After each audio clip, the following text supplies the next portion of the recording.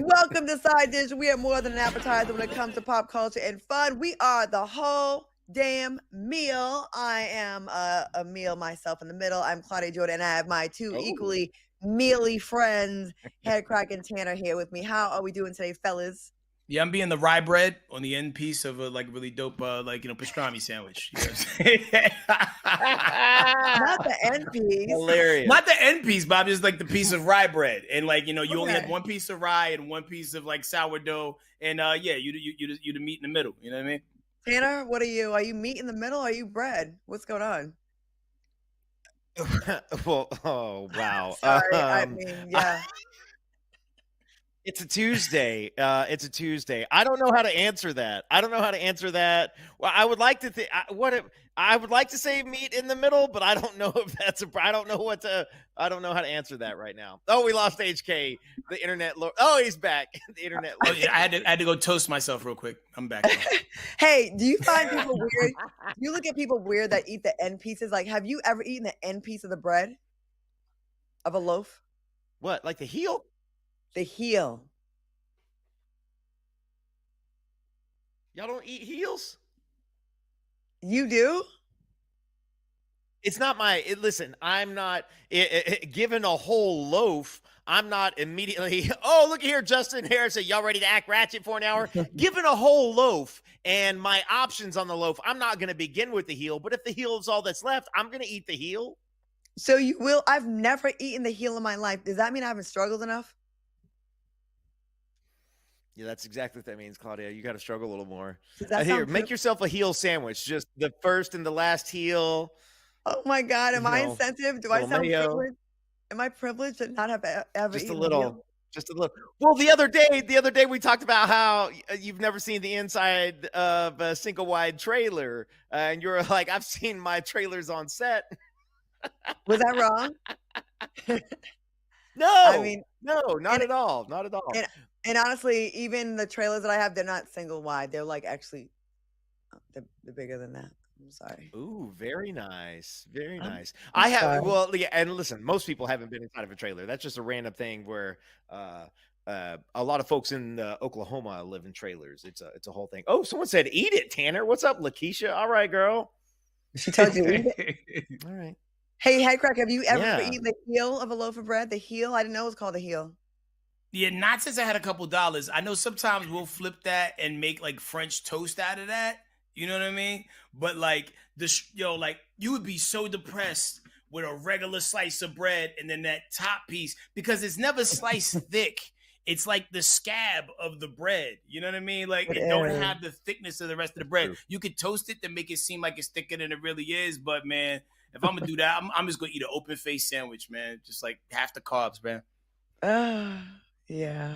I never thought of that. I like that we have these random conversations. Okay. You know, I'm sure someone else on the other side of the world is also having a similar convo, and we're just in alignment right now. Well, one group of people who probably never had to eat that last slice of the bread are these NBA people who are in trouble because it might be the end of the careers of them and their their partners after being involved in two separate illegal gambling and sports betting schemes. Now, first of all, NBA Hall of Famer and Portland Trail Blazers coach Chauncey Billups was arrested for his alleged role in gambling schemes connected to the New York Mafia, which is, it's pretty shady in itself, right? That's him taking his perp walk of shame out here. Oh my God. Walking out like a G. It'd have been cool if he came out with a bandana on and spit at the camera like Tupac did. You would like that?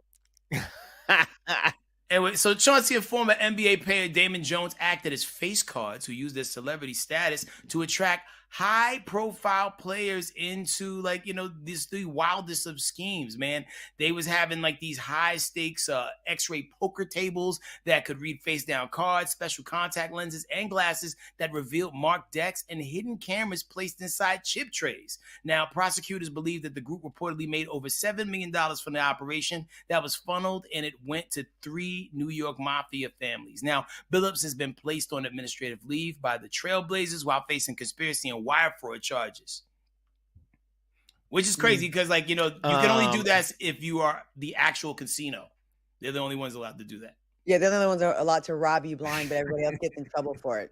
Yeah, if you learn the game and learn how to beat them at their own game, they make it to where you can't come back. They put your picture up and stuff, but for the Lotus. I wish I had an invite to one of those poker games because I love to gamble and I would have definitely not snitched. Or do you know Toby Maguire? Well, what's crazy to me is like I wonder if they're going to have any sort of events that they didn't know, right? Because if you're just kind of using me to market people, to be like, hey, I go play poker with these guys. Me and my guy HK, we go, and then we go and we play poker, but y'all pull the old okie dokie on the other people who come because they want to play poker with us. I could claim that I didn't know anything about it. Like I didn't know. Come on, you're trying to tell me that. You're telling they were told that we got x-rays under the table and we got my little cameras and we could read the cards. We had special contact lenses like James Bond. They didn't tell these guys this stuff. I don't like how the face of this is becoming the NBA players, but the Mafia families that seem to profit the most are the ones that's like, we don't even know their names really. Like just, like, that's not right. And once again, like the brothers, the Marks, the ones that have a lot to lose, like as far as their reputations, the NBA players are being the ones that are taking the entire hit. Like we're not really hearing about what Mafia families, which ones? There's 3 of them. Why are we not hearing that last name? Yeah, I'm surprised. Like I mean, we all know for a fact this isn't a scheme that Chauncey set up. You know what I mean? Like he's not the mastermind of this organization. Exactly. Like probably. And when I say persuaded, violently talked to in all caps and forced to probably put this thing together. You know what I mean? Well, the other thing, it's also weird because it could have just been like appearance fees. You know how like some people get paid to show up at a club. If someone was like, "Hey, I'll toss you a couple $100 grand if you show up at this poker game I'm hosting. Just say that you're hosting it. You come out. We'll get you some drinks. It's a good evening." These guys might not know at all. This next one though is a little suspect as well. The Miami Heat's Terry Rozier was charged with conspiracy to commit wire fraud and money laundering. Another NBA player taking some heat here. Prosecutors are saying that he faked a right foot injury while he was playing for the Charlotte Hornets during 2023, specifically a game in New Orleans. Evidently, he told a friend before the game that he planned to bench himself early, and the friend sold that non-public information to bettors. This is all what the claim in the indictment is. And his attorney, Jim Trusty, said his client is not a gambler and looks forward to winning this fight. He's still going to get paid, and he's still going to get his benefits while he's on leave. So obviously a lot is going to get revealed in both of these cases. First off, I don't understand why you would bench yourself early. I feel like you could have that conversation because there's video of him like pulling up like he just got a leg injury. I don't know if you guys have seen that. And then the other guys, it's like, why would you toss your career and your legacy to the wind? Is anyone really betting that the Charlotte Hornets are going to win? Not this early in the season. Right, like deeper. Like that's like betting on the Washington Wizards. Like, duh, of course they're gonna lose. Like, you know what I mean? Like, I don't know, but I do bet. I'm a sports bettor, and I would be mad if I bet on a favorite and then he pulled up with an injury and then kind of ruined everything, and then someone's getting paid on the other side, and that someone knew that ahead of time. Like, I would be pissed about that. Do y'all sports bet? I'm very selective on the sports I bet on because when I bet on sports, terrible things happen. I remember it was a few years ago. There was the most winningest horse in the history of the Kentucky Derby. And I bet on that horse, and that horse broke its leg. And they had number 3. I think it was horse number 3. I think I bet on it as well. Yeah, they had to put that horse down. And that was the first time I ever bet on the ponies. And and that was the last time. Oh, you killed the pony, HK? Yeah, like I'm the Ted McGinley of sports betting. If I come in to bet on something, it's going awful. And it broke its leg. Yeah, I think it like out the starting block. It like. And they have to put it down when that happens, right? They put it down on the spot. Mm-hmm. Yeah. He's in the arms of an angel now. I'm sorry. Surely they don't. Surely they don't still have to do that. It's got to be this old practice. Or is the horse worth more as glue? Because if a dog, come on now. If a little old puppy dog can make it with 3 legs, can you trying to tell me that a big old horse can't make it with 3 legs? Yeah, but they can't because they can't. Yeah, I was at a horse race at Hollywood Park in Los Angeles, and a horse was a favorite. Actually, was horse number 3 again. He was a favorite. I bet on him. broke its fell at the finish line, rolled over, and they tried to make it stand up, and his leg was like kind of dangling. They brought a big screen in front and put it to sleep right in front. Like they killed it right away because in front of a live studio audience. Right there. they brought a screen up to cover it so Wow. we knew what was happening. They wheeled it off. That's Because wild. it can't put weight on its leg. Mm. It's misery, I guess. It's so sad. I wonder if the mane became like a part of like one of the Pussycat Dolls. Oh, it's right here actually.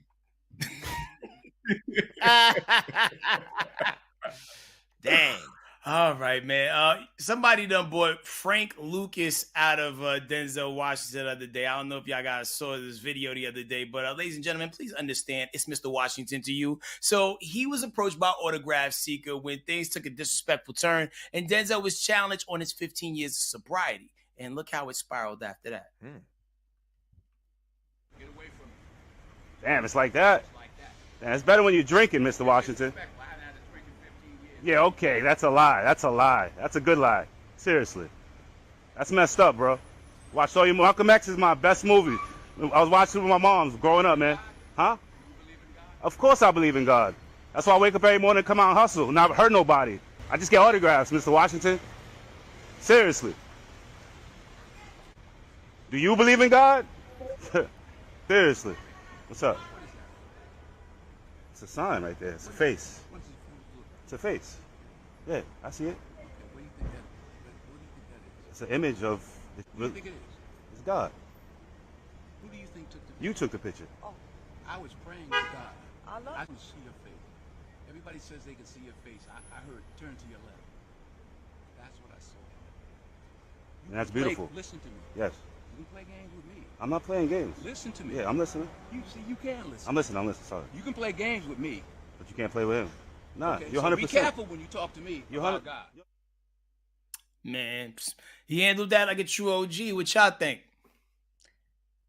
Where did it go wrong? Like, why did it get so bad? Like, did I miss Because something? he mentioned about his, like something about, you much nicer when you was drinking or something to that effect. And he was like, yo, I haven't drank in like 15 years. Maybe he just watched Flight the other day and thought he drank recently. However, apparently his road to sobriety has been going pretty well, and he stands by that. I get the part when he said that once the guy said you're much nicer when you were drinking, but before that, to make him pop off for him to say that. I think he was trying to press him for an autograph, and he was in a moving car. Yeah. And like sometimes it's time, space, and place for everything, and his approach was wrong. Yeah. I get it. I get both sides. Like if you see Denzel Washington, which is like arguably one of the best actors in our lifetime, I get the excitement of, oh my God, I'll never see you again. I have to ask you right now, right? I get that. Mm-hmm. But I also get that Denzel is probably like, for 30, 40 years, he's been harassed for this, and his time is never his time. So I get both sides. For me, it's so weird where it's like I want to say that I get both sides, but unfortunately, I think I only get Denzel's side. And I'll give you one ask for an autograph. We work in the industry. You've seen it. You've seen it with some of your most famous friends, and sometimes somebody comes out and it's like they don't know about the day you've had. They don't know what you've been up to. They don't know where you're going or when you got to get there. And somebody might ask you for an autograph. And if you got time, sure, quick, no big deal, boom, easy peasy, make somebody's day. But then there are times where you don't have time. Denzel, like HK said, is in a moving vehicle, and who knows why he said no. But the way that I'll give anyone the ask, I will give anyone the denial. And so it doesn't matter how Denzel said no. If he said no and this guy comes back around with his attack on sobriety, like he's lucky Denzel didn't get out of the truck and hit him. Well, like I think he's on the equalizer in films. Like sometimes, like some of our beloved actors be so good and stuff that we think that people in real life. Like Denzel Washington's in like 72 or close to it at least, right? That's like true.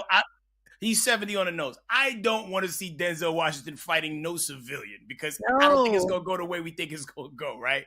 And one of them fingers is bad. Yeah, that's too. true. So, but all that to say, like the fact that he even gave him even constructive energy after the disrespect speaks volumes on Denzel's character. Because he didn't have to show him that God picture and have that continued convo with him. He could have hit him with the window almost all the way up to where you just see the top of the forehead and kept it pushing. But nah, like, that's the autograph right there. You got words. He got more than an autograph. Actually, he had the moment that will forever be on camera. I will say this. I love me some Denzel Washington. I remember the first time I got to meet him in Hollywood, I was like starstruck, but I was in his restaurant and he was very kind. He was very kind to everyone there. He owned a restaurant called George's. It was a hot spot on Tuesday nights. But damn, like when Denzel talks to you like that, like you feel like I would feel so small. Like, let me just go ahead and shut the hell up. Because this is about to be training day Denzel in a second. Facts. Teachers be said Denzel should have mad. given him It's mad disrespectful. Oh. It is wild. It's wild to come for someone's sobriety. That's a wild and very disrespectful thing. Okay, moving right on along. Yo, the Smith sisters, they got a show on Radio Andy and they appeared on Watch What Happens Live. And Andy Cohen asked the Smith sisters this very important question. But am I invited to the cookout? No. Oh. Really? You can't just be handing those out. Andy, if you want to be invited, you don't ask. You don't ask. I didn't think they would say no. Also, Not even as a guest? no. We didn't invite you as like, And they all said you no know at the what? same I time. know. Guess what? You could come as a celebrity guest. Like, that's like a dotted line. That's like the fine print. Yeah, like, and Andy might show up, and then you show up, everyone's so happy, we'll give you a rib, some potato salad, and then you can go on about your business. Oh, wow. All right. His little feelings. His feelings seemed really hurt that he was not invited to the cookout. Didn't it seem like it? He seemed appalled because I don't think he's used to hearing no. Like, people want so many opportunities. He has a dole out. He wasn't expecting that in real time. And sometimes, like, you got to respect it for what it is. You're going to be coming there. You're going to get some tea. And you might not talk about it when you come back on the first episode of Watch What Happens Live. But, like, the second that information that he gathers from the cookout serves a purpose for him to dole out some info, it's going to be out there for the world to see. You got to protect your energy. Tanner, what do you think? And he made the cardinal mistake. He made the cardinal mistake, Claudia and HK. He made the cardinal mistake. And I don't care. Listen, number one, the cookout. I would never in a million years presume and then ask on that presumption. Because that's kind of like being like the cookout obviously has like cultural connotations, but that's almost like asking somebody if you can be invited to their close friend's birthday party, where it's like, well, I don't. That's like a little, I don't know you like that. But then to just ask a group of women on, am I invited to the cookout? That's like a hard no. Shout out to them for like standing on business, because it wouldn't easy to say, oh yeah, okay, because he's in your face, but to say no and they all sang it in unison, Right. like. Yo, it was like In Vogue at the beginning of the Hold On music video. They hit them notes like at the same time in pocket. Like, no. And he's their boss, right? They work on his network, on his podcast. So, you know what? I do think that people got really liberal with inviting everyone to the cookout. And some people, we had to like revoke their invitations, like Michael Rappaport. You know what I mean? Yeah. Like, it was crazy because he had one when he made the movie Zebrahead, and then for Higher Learning, we took it back, and then he earned it again, and then he lost it again, and I think it's permanent this time. Follow on Twitter and you'll see why. He's I had to unfollow. Yeah. I used to like him too. Damn, Remy became Remy. Yeah, in real life. I just want to say, Benny, thank you very much. I would love to come. You better have a lot of food, because I'm a 2 or 3 plate kind of person when it's real good. Yo, if I can give you a pro tip, get the ribs first, because those are always the first to go. The bone-in meat is usually the first to disappear, and then followed by the burgers, and then lastly the chicken. See, because Tanner's not asking to go, you want to invite him because he's not asking and assuming he's just invited automatically. So that's how you do it. Tanner, good job. Well done. Thank you. I feel like that's basic decency. I don't feel like anybody should ever assume that they get to go somewhere. These plates ain't for everybody, y'all. Well, listen, we got to go to break so we can make a plate real quick. But when we come back, we got so much side dish to give y'all, man. Stay tuned. See you on 2.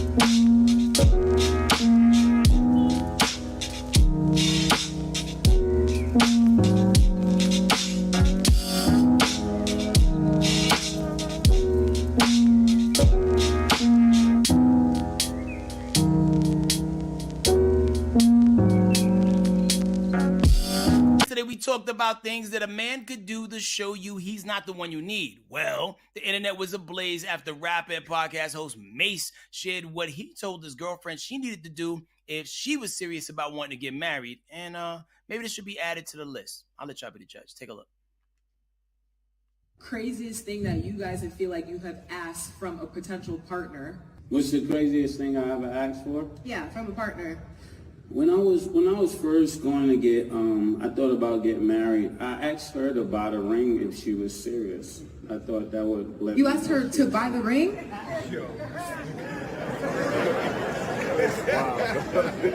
We're different. First of all, if you ask her to buy it, no. Tell me what you want from me, the ring. Now, to women, would you consider it, or would you to prove your love, or would you walk away just based on the principle alone? And to men, do you feel like it's a test, or are you dodging responsibility? Or it's also gonna be viewed as a sign of equality. I think that was his scapegoat of saying like, "Yo, I don't want to be with this person, and let's see, like, if this is enough to like repel you away." Just say you don't want to marry the girl. Don't do this to her. I want to just test your loyalty. We don't need these little tests. Like if you're testing your partner like that, break up. May this kind of love never find me. Mase, I think you're hilarious. I love you on your podcast. I think you're great. You're very entertaining. And I rock with you. But this, I hope it's just for entertainment purposes only and just to be a conversation starter, because it's giving, I would be like, ugh, like it would instantly dry it up for the rest of our lives. Sorry. There is no scenario in which he actually wanted to be with that woman. There's no scenario at all in which he wanted to be with that woman, in which he thought they could be together long term. That is the kind of thing, like every now and then you'll hear about this in your friends. Like I had this friend tell me the story about her girlfriend was dating this guy, and he went on like a weekend trip with the girl that he was just friends with. And I believe they were just friends, but she was upset that he would even take a trip with another woman. And I'm trying to tell her that he wasn't into her. Like he might not necessarily have been like cheating on her or being really like rude to her or mean to her, but he just wasn't mean to her. And if Mase, who can afford the ring, is out here like, oh, you go buy the ring if you're serious about getting married, that means he's not serious. I mean, but also like what era Mase are we talking? Because he didn't say that this happened last year, 2 years ago. This could have been like shiny suit Mase, feels so good dancing in the middle of Times Square with 112, only you, Mase. Like you young, you got options, and like the whole world is your oyster at that point. So when you younger and immature, you're going to say some immature things. I don't think he's moving like that in 2025. I think with what you just added to the conversation, Headkrack, I think it's even worse if it happened back then, because that was the golden era of R&B songs and love songs where guys were actually making videos and grabbing air and singing in the rain, and they had vests on and linen pants. But like, Claudia, he didn't write them R&B songs. He was he used to be Murder Mase. No one claims he was Murder Mase. Oh, he was always seemed so sweet and nice. Claudia. He dropped the murder so he could get to the money. He even did a freestyle about it. Claudia, what's the craziest, most out-of-pocket thing a man has ever asked you for in relationship terms? I met a guy, and back when we had pagers, and he left me a voice message. We never went on a date because of this message. He said, hey, nice meeting you today. He goes, why don't you let me sprinkle a little something on your eggs? Like salt and pepper? No, like sperm. Yes, and that's how he was trying to get at me. Why don't you let me sprinkle something on your eggs? I'll never forget that. That was wild to me. I did not go forward with that. Okay. Was he from a part of the country that lost the Civil War? No, I think he was like from Oakland, like on some pimp shit. I don't know. I just was like, what? Sprinkle on my eggs? First of all, I just met you. Second of all, ew. Wow. And third, no. Oh. Hey girl, let me sprinkle a little something on them eggs. Ooh. Fried or fertilized. Wow. That's fried or fertilized. Everybody knows about them. Yeah. I love it. I love the BET Uncut era. They need to bring it back. It's all we do. All right, moving on. So apparently someone said white men aren't just easy on the eyes. They're easy to manipulate too. Yeah, you heard that right. According to comedian how you say that? Jiao Ying.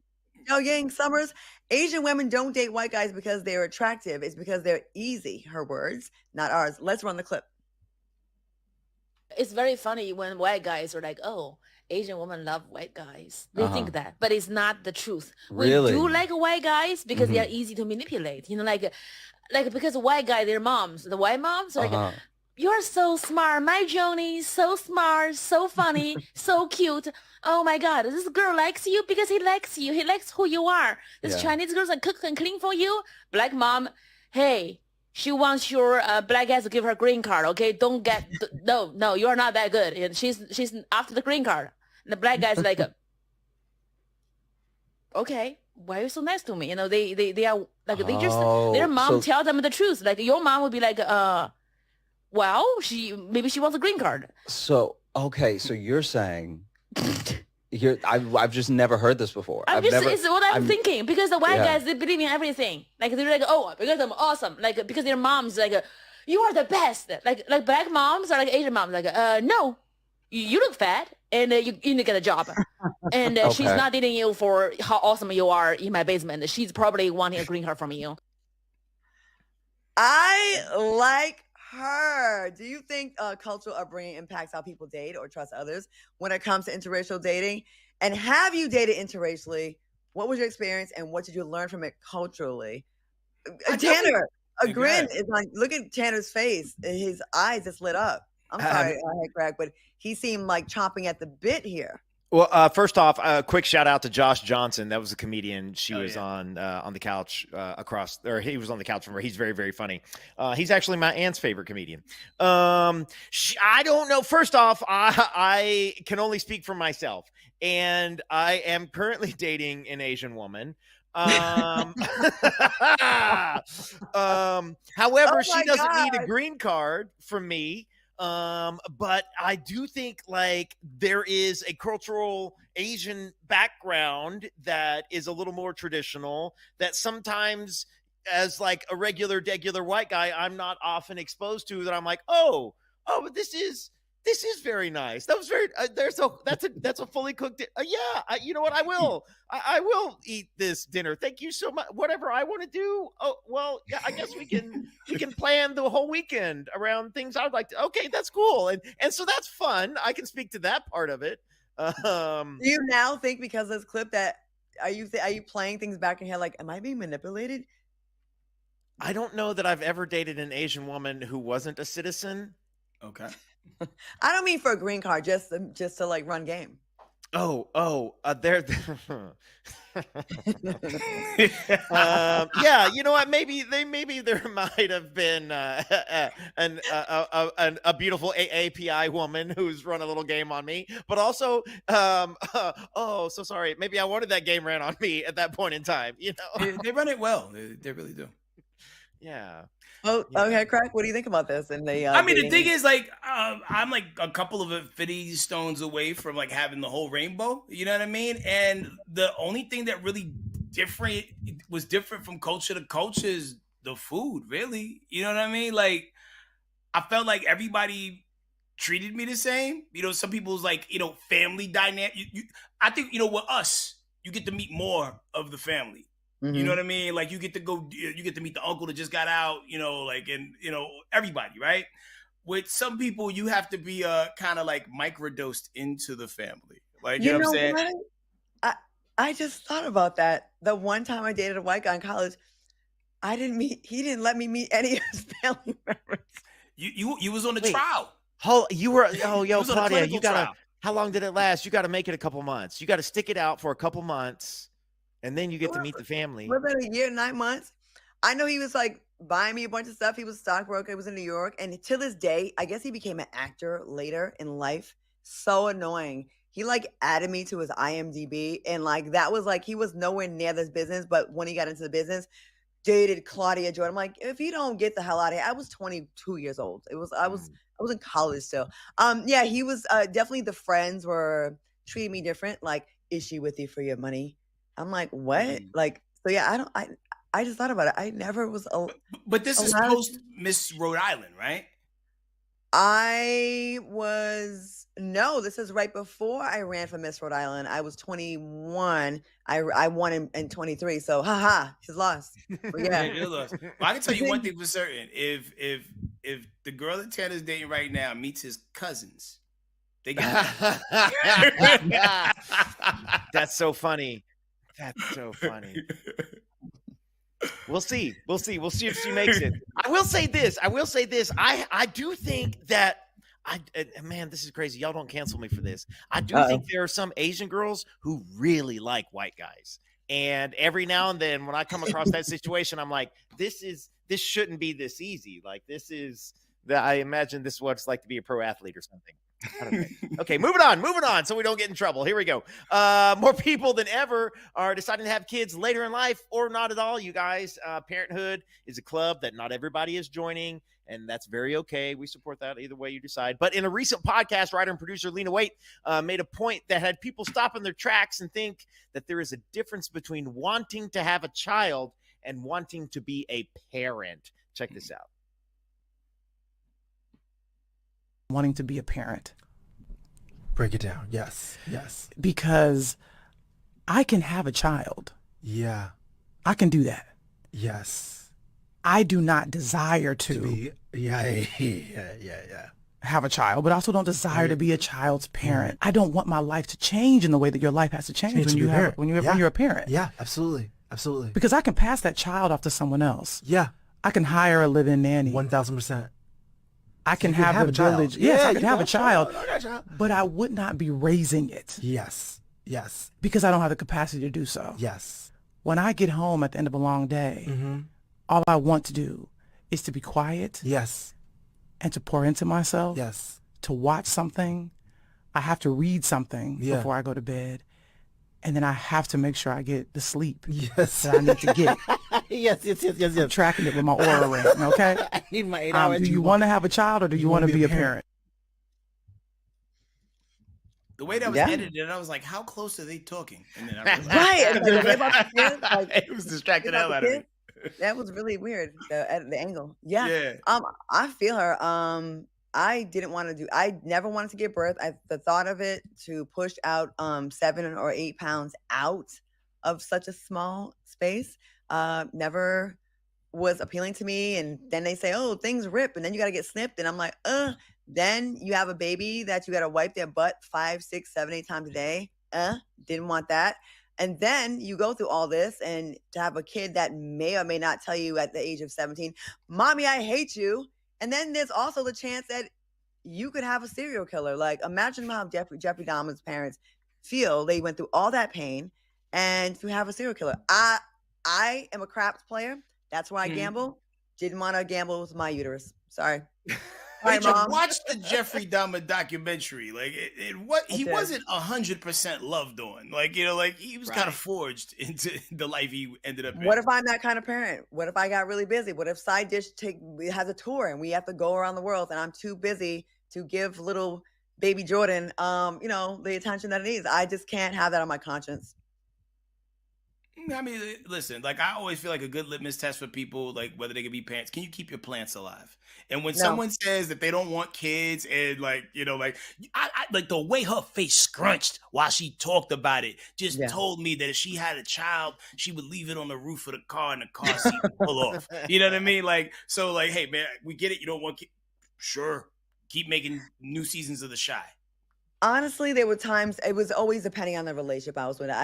There's maybe one time in my life I felt safe that I could do that with this person, but I never wanted to just be left to do it by myself. So it was really a lot about that.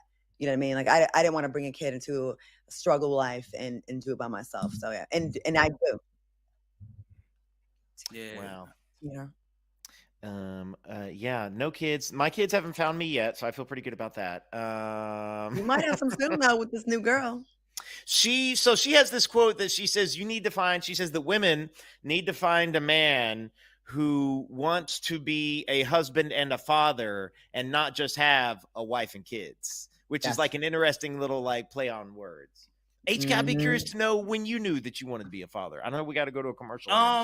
Pretty much after the New Edition concert when I made my first kid. It was intentional. Shout out to Ronnie, Bobby, Ricky. Ralph wasn't there, but Bobby was, and Johnny. But yeah, like it was after that concert. That's when I conceived my first child, my oldest. And I always knew I was equipped for the trip. Like that was the thing that kept me on a straight path And like, it was the battery in my back that kept me focused. And now Wow. my youngest three, they're the ones who keep me alive. Wow. New addition. Yeah. All All right. right, Okay. we'll take a quick break and we'll be back with more after this.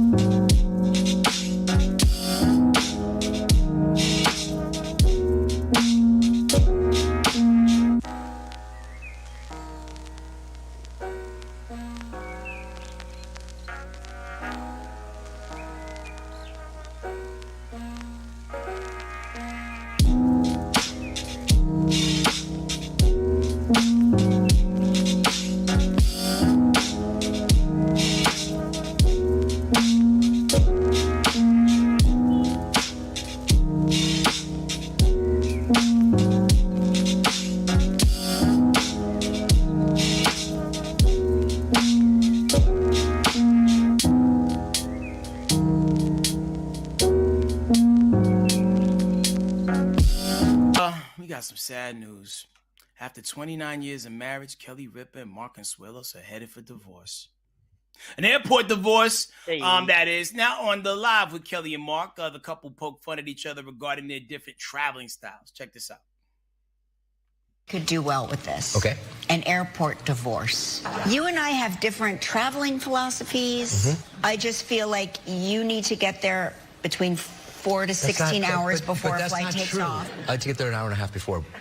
But then you get irritated when people are like, "Oh my gosh, I love you on the show." You're like, "Everybody's noticing us here." I don't say and I'm that. like, "But I don't put that out there. you are very nice to people, but you get irritated with me." No, I'm irritated with you right now.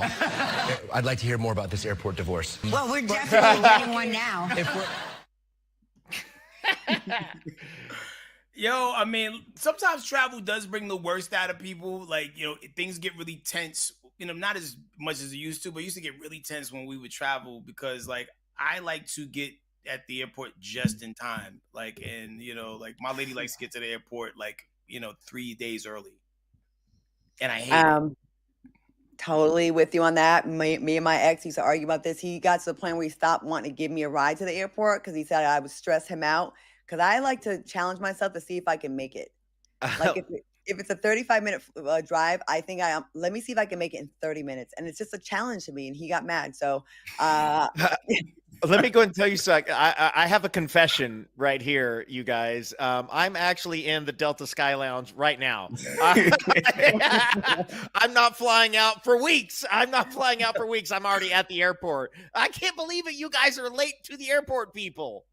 Tanner, you're doing a show with 2 black people. You can't believe we're late. Yo, we showing up at the moment that's needed. And don't let us get the text that say the flight's a little delayed. I'll bust a whole U-turn and go back home just because I feel like I got more time. But you can't do that on Frontier. They'll bump the flight back up. And then you're mad when they try to change it back. You're like, no. The new time has been established, so you cannot change it back. I'm like, yeah, we got more time. Like, that's the new official time. Evidently, an airport divorce. I got to throw this out there so we get this in. Airport divorce is a term coined by a British journalist. His name is Ho Oliver, which is about as British as it gets. It's when couples part ways after passing security check. They go do their own things. Then they reunite at the gate or board the plane at the same time. And some licensed marriage counselors think that it's great. And instead of forcing us to be together, people get to do their own thing. What would you guys do in your airport divorce? See, I think that's weird. If we're going to already be there at the same time, to just split up in the airport, to me, that's like a bigger sign of bigger problems. I mean, you get there 2, 3, 4 hours in advance because you all afraid you might be late for the flight. And I will get there if the bag cutoff time is 45 minutes. Little hack. You can get an oversized bag through TSA and ask them for a gate check as long as you have no liquids in it. I've done it a million times. I've gotten to the airport at 30 minutes and then you miss the cutoff for 45 minutes. I just say, oh, they told me at the front that I can just gate check it. They get so mad, but they let you do it. Just thank me later. Another pro tip. Gotta love that. I mean, the thing is, like, what if you're seeing somebody, right? You got TSA pre-check clear plus, right? And they don't got none of those things. Or maybe just the regular clear. Are you going to thug it out with them in regular clear, but they're going to make you take your shoes off and in Atlanta, like, frisk your kidney and colon? Or are you going to be like, all right, I see you on the other side. Catch you at T-gate. Other side. See you when I see you. You should have handled that. Yeah. Tanner? I've done it. I traveled. I flew the girl home. This has been a couple of years ago, but I had all the things to get through lickety split. But I knew that I could not leave this one in line by herself. And so I thugged it out. I did my time. I let the security guy feel me all the way up. Let that Atlanta dog smell me. You don't have the dog anymore, though. You couldn't leave her because she was hot or because she was dumb? Well, she was hot, and she's also the kind of person who is capable of holding a grudge, and it was easy to get upset. So, like, you're just going to be there. And that's listen, Claudia, some of y'all are like that, and that's just what men got to do is, like, we got to deal with it. There's so many different types of divorces going on in the comments. I saw Mama Mel say, I had a car divorce when I was married because, like, I'm giving him directions. He's doing his own thing. Somebody got a sleep divorce because their husband snores too loud. I mean, the struggle is real. Like, like some of us like our people in doses. I like that.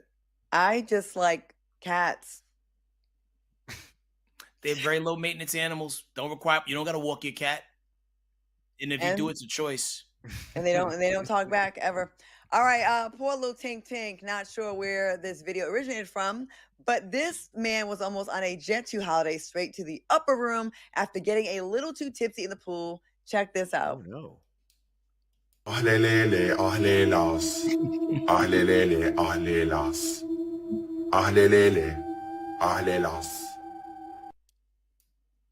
Ahlelele, ahlelas.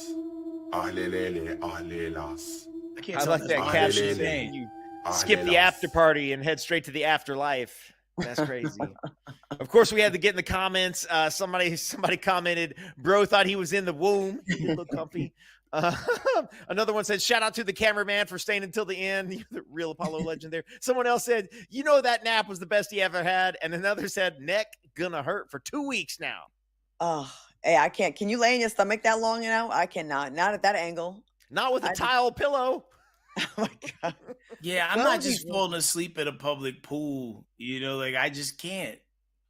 Ain't that how Whitney died? Not a pool, but a tub. I don't take naps in water, man. I just can't, man. It's too close to drowning. Being, and this could be caucasity right here, but I've taken many a nap in water deeper than I can touch, whether that be floating on a raft on the back or even like chest down on a little thing because it was vacation mode and I needed to take a nap. Like being drunk in the pool and if it's warm, you might pee. You know what I'm saying? Oh, and people like dip your hand in water when you sleep and they say that can make you pee. He's probably peeing in that pool. There's probably a lot of pee in that pool. Quite a few times he probably did. That's why, like, man, I always want to like purge myself every time. Sometimes water accidentally get in your mouth and stuff when you're in the pool. Probably even worse in the ocean, right? Because it's like, everything. Well, first off, the ocean's got all that fish pee and that fish dew in it, but the ocean's big and salty. And it's got a lot of whale busts, octopus busts, Whale busts. bust? It's got all different kind of buses in the water. It's like there's the reason the water is salty. It's not just. Anyways, we Yo, should probably like, take a break. have you ever seen how much a sperm whale outputs? It's enough to probably get a human pregnant. If We was got there these to freaky catch- squids shooting off their liquids all over the place. We got clams making their slimy clam juice. Then we got whales busting all over the place. Whale bust is a lot. Yeah, while y'all go Google that, we're going to take a 2-minute break, but when we come back, man, we blasted y'all with the question of the day. And this is another thing that sends people to a various form of divorce is social media and your partner. We're going to talk about that in 2 minutes, y'all. Watch out for that whale Blast bust. after whale bust. Yeah.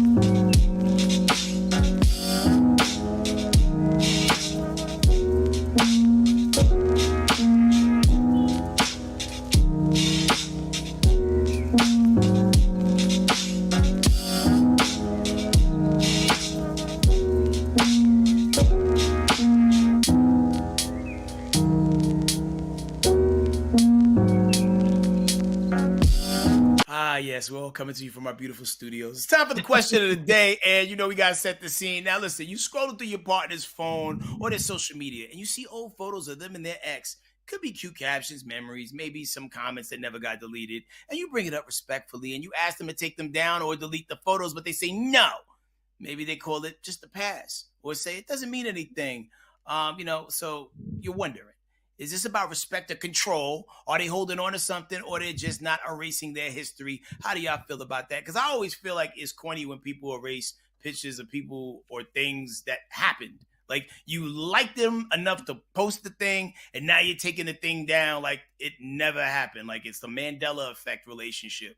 You was with that person for 7 years. You even have a tattoo. Why are we taking the pictures down? Tana, would you like to go? I feel like I talk a lot. No, Claudia, we're listen. We want to hear you talk. I probably fall into it a little along your line of thought there, where it's like this person was significant to you for a large point of time. Sometimes we'll cover stories where they're here on Side Dish, and it'll be like so and so. These two lovers got an argument, and she deleted every photo of him off of her social media, and then they're back together, and then they're posting photos again, and so I don't know, like. Short-term relationships, and I'm talking about things that didn't even last 3 months. I don't know why they're making it to the feed anyhow. But people who you were using that L word with, it was real for a period of time, I think, and I think it would be weird to deny it that it ever happened. Now, what do you say, Claudia? What are your thoughts? I'm with you. I have never deleted a relationship off my page. I've not posted a lot of relationships, but like even the bad ones, or it didn't start off bad. It's part of my story. It's part of like how my views have been shaped through my, through heartache or heartbreak in relationships. And I feel like I'd also be equally offended if someone deleted me, like deleting pictures deletes me out of your life. No, I was still part of it. And I just feel like that's like a mature thing to still be like, all right, no, that was just part of my life. Yeah. Of course, if I'm about to get married to somebody else, I won't have like me kissing pictures with somebody else on my page. Right. That's probably a little off, but just like part of my story, it's part of who I am. Yeah, I never believed in negotiating with terrorists. If you fold on that front, right, there's going to be other things. They'll be like, yo, why do you have these pictures of people you dated when you was in high school and college? Burn them in front of me. No. Yeah. Like, it's part of my memories. And if one day I ever get dementia and I want to remember that I had a life before you, I want to see these things. Like the movie Memento. Sometimes you need things that trigger your memory. Yeah. You're like, oh, yeah, I remember like during that pocket of time, the way that made me feel. And like sometimes people are like get rid of things and delete things. And then they still end up single and they wish they would have kept some mementos. I have a couple photos that I wish I would have kept. I certainly do. That like in the time or the heat of the moment, I was like, oh, I can't look at this anymore or whatever, and then I got rid of. And I do wish I had them. And I will say this is, I do think the person who's salty about those photos still being up, is that could be coming from a place of their own insecurity, right? Like where it's like, if you're in contact with that ex, or y'all are meeting up for lunch every now and then, that's another thing. If y'all are DMing every single day, that's another thing. But if it's just photos from your past and that makes someone else uncomfortable, that says more about them. And I'm sure you're not going to want me to delete you after we break up. So no, I won't let someone make me delete you either. So no, I'm not doing it. Yeah. 10 toes down on business. That's right. All right. Well, one thing we got to delete is this act. We got to take another quick commercial, but when we come back, we're going to play everybody's favorite game. Whose cousin is it? Maybe it's going to be mine this time. Who knows? We never know. We'll see you guys in 2 minutes.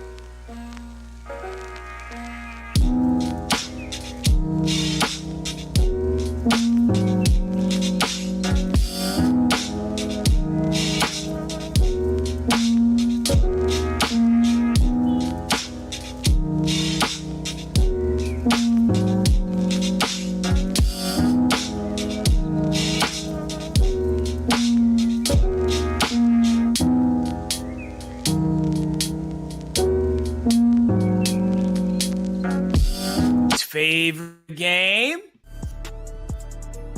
Whose cousin is it? Here we go. So a 39-year-old man from Queens, New York just did his plug walk straight to the pen after being sentenced for running a dark web drug trafficking ring. This man was moving more packages than Amazon Prime on Friday. I'm sorry, Amazon on Prime Day. Oh, I'm thinking about those employees. Through a site called Fire Bunny USA on the dark web. More than 10,000 packages of cocaine, MDMA, and ketamine were shipped to all 50 states. Oh, wow. Party man here. Evidently between 2019 and 2022, the virtual kingpin, along with 4 accomplices, laundered more than $7.9 million in crypto and $3 million in proceeds through the dark web. And during his arrest, cops found enough drugs to kick off another spin-off of the Power franchise. Now this digital dope boy is going from blockchain straight to D-Block. 6.5 years in the pen. All right, y'all. Whose cousin is it? So we're talking about like crypto, which I know we rock with it a little bit. But far as using the dark web like that, I ain't ran into too many cousins of ours that like be on the dark web real heavy.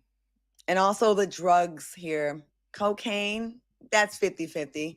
MDMA, who hasn't done a little Molly? Ketamine. It's the ketamine that leans me more. Well, hold up now, Claudia. what you trying to say? What you trying to say about K-holes out here? Well, Elon Musk and, his cousins. Dang it, Mariano. You think that's my cousin? I feel like, go with me here for just a second. He's 39. He's from Queens. It didn't say that he was, he could be born there, but I'm going to guess this is my cousin, but I feel like this is my like European, my like Eastern European cousin. Oh, like leather jacket in the summer. Yeah. Cousin. Hairy chest. Hey, I'm trying to work over here, cousin. Right. Yeah. yeah. He my cousin passing, if you know what I'm saying. Big facts, yo.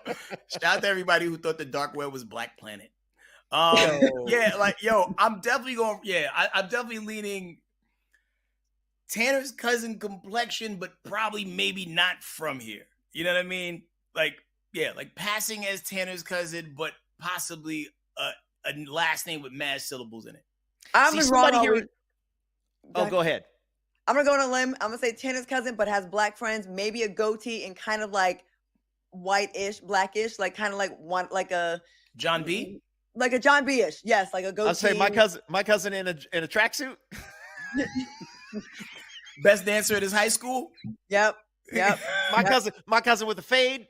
Can roll a blunt, has a fade. Yep, been to a black barber. I like it. How long do we have? Should we move the van? Is this that time?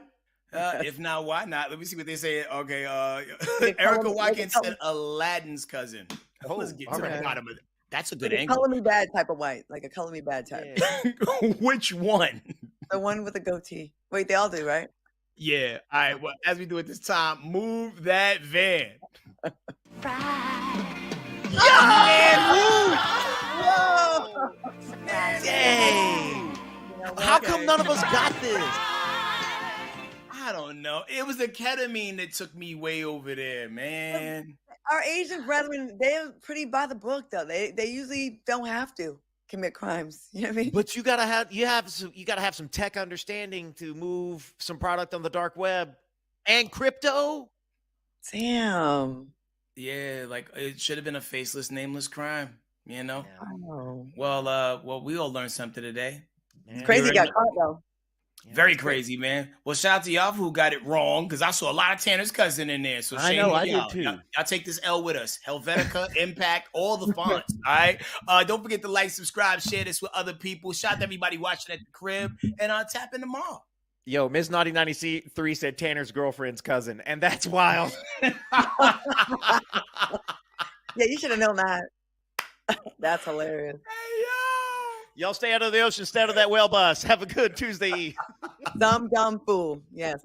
Okay. Oh man, we still got 15 seconds, man. Yo, and yes, thank you to the team behind the cameras for getting the chat back